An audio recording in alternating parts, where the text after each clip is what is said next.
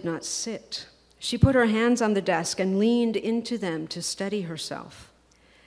Despite what I'd heard about Mother not always getting enough oxygen to her brain, she seemed fully alert, completely aware.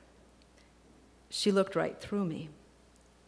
"Sister, tell Mother what's going on." I swallowed. "Mother, I'm going home." "Why, sister?" Mother lifted one wrinkled hand in an expression of incomprehension. "What's wrong?" "Mother, I just need to go."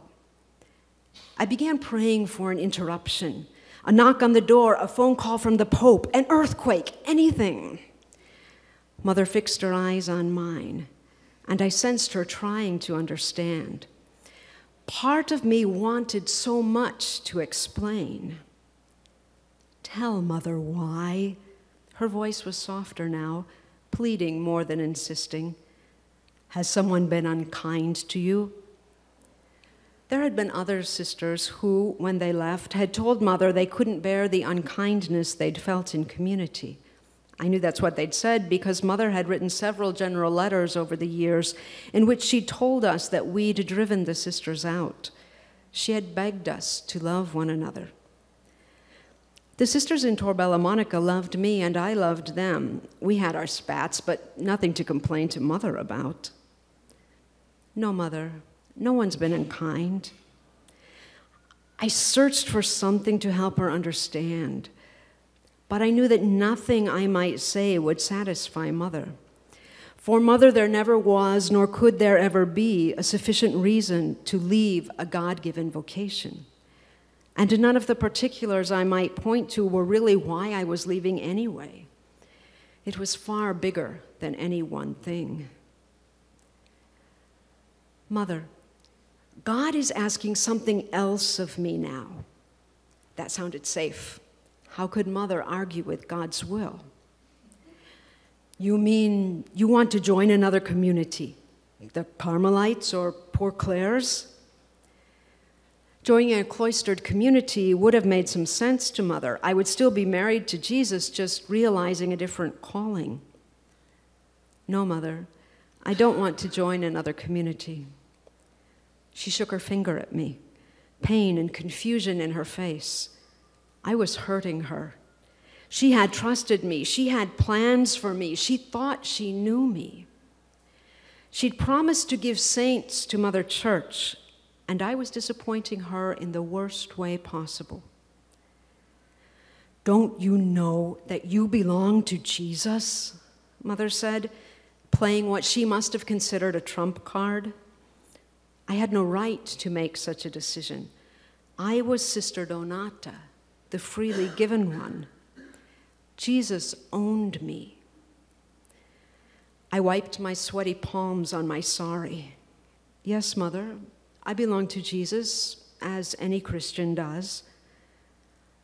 I might have asked Mother to sit down, her eyes searching the plaster walls for an answer.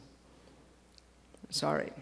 I might have asked Mother to sit down, to calm down, so that we could have a heart-to-heart. I didn't. Mother's black and white convictions, the power her words held over my psyche, and the simple fact that I loved her so much would best me in any discussion. My only way out was to refuse to engage. Mother began to look around the room, her eyes searching the plaster walls for an answer. Finally, she looked at the desk, then up at me, and said, "Mother could believe this about anyone, but she cannot believe it about you." These were hard words, and I couldn't be sure what they meant. I'd wanted to believe that Mother knew who I was, knew that I had wanted to be a good missionary of charity more than I had ever wanted anything. Others had told me Mother knew me. Certainly the jobs she'd assigned me spoke of her trust in me. On the other hand, I'd never heard Mother even call my name.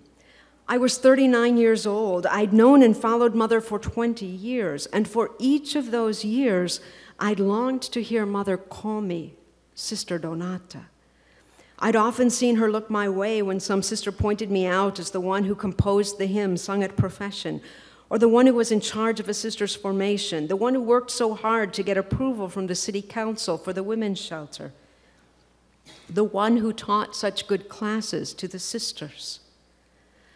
But Mother had uttered my name when she gave it to me as a novice, and never again.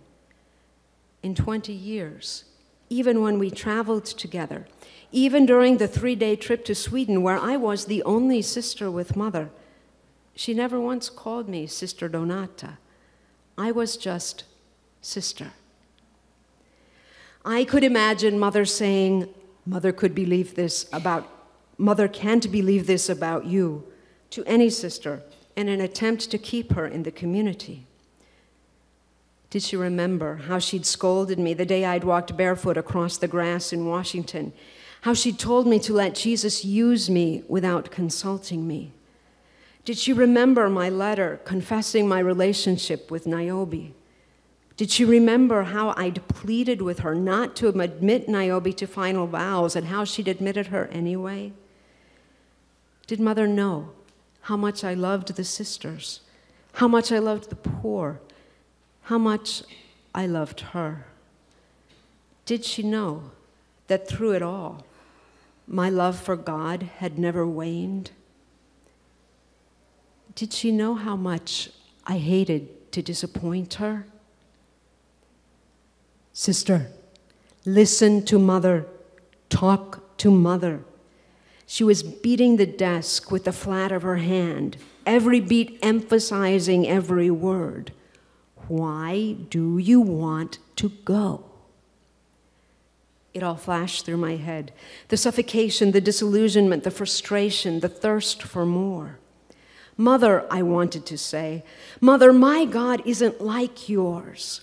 Your God asks you to deny yourself. He counts every sacrifice and will reward each act of self-denial. Your God is Jesus crucified. My God is the God of the resurrection, the God who says, enough of this suffering, let's heal the world. Your God is a jealous God, one who says, so long as you never get too close to any human being, I will be close to you. You may not feel my closeness on earth, but I will be close in heaven. My God says, I offer you friends. I offer you lovers. I am present in the people I give you now, people in whom I hope you will delight as I do. Your God says, I bind you to this life forever. You are my spouse. Marriage is an unbreakable covenant. My God says, I invite you to walk with me.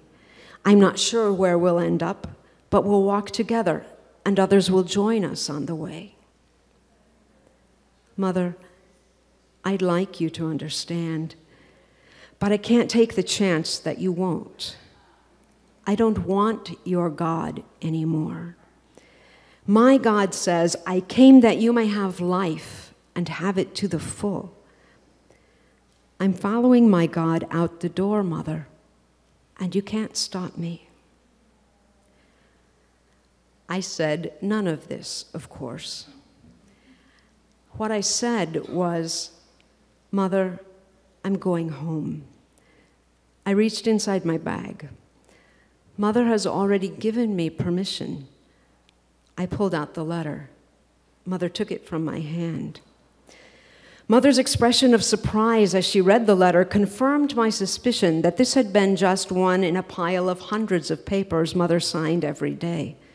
Mother had never read it, or if she had read it, she hadn't recognized my name, or perhaps she'd read it and then, given her frail physical state, forgotten that one of the sisters she trusted most had decided to turn her back on Jesus.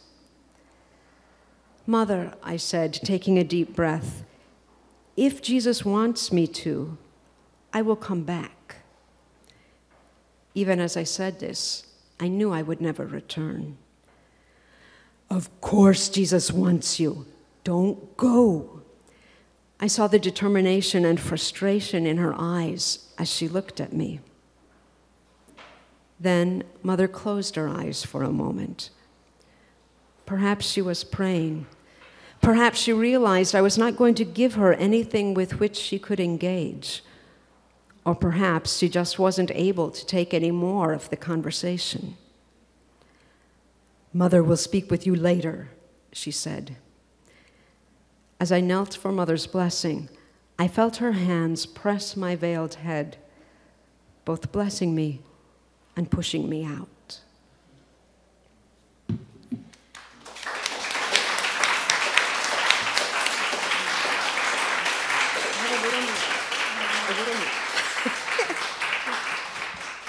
Thank you very much. I have a tiny bit more with the slides because that's not quite the end of the story, but we are definitely almost there. Even after I left the convent, the sisters gave me a plane ticket and $500 to start my new life after 20 years. But even after I left, I still loved the sisters very much. I considered them my family. A few months after I left, Mother Teresa died. It was very hard for me to mourn her passing alone. I tried several times to call the sisters in Rome, and I just couldn't get through. I'd gone to live with my sister in Houston. I attended a memorial service for Mother in Houston's cathedral. The bishop there, during the homily, went on and on about this privilege he'd had to meet Mother Teresa on a layover at George Bush Airport.